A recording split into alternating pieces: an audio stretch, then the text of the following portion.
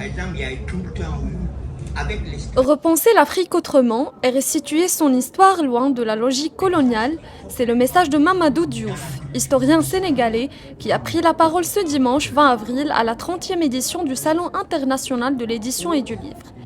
Donc il disait qu'il fallait découpler. Lors de sa conférence sur les interactions et le dialogue africain, il a invité le public à changer le regard porté sur un continent riche et ambitieux, loin des récits coloniaux.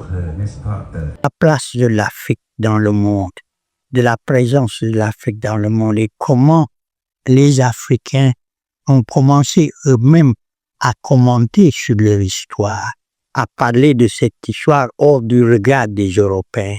Parce que jusqu'à une certaine période, c'est le regard des Européens qui a inventé l'Afrique et qui a donné aux Africains un caractère, une psychologie et une histoire.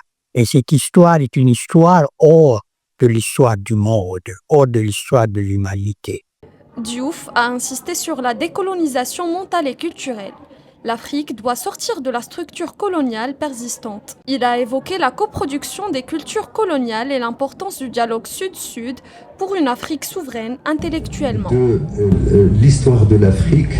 Moi, ce qui m'intéresse, c'est comment progressivement les Africains ont engagé ce combat et ont commencé effectivement non seulement à imaginer qui ils sont, mais aussi à se trouver une mission dans le monde et comment l'Afrique a participé justement au temps du monstre et a participé à la civilisation.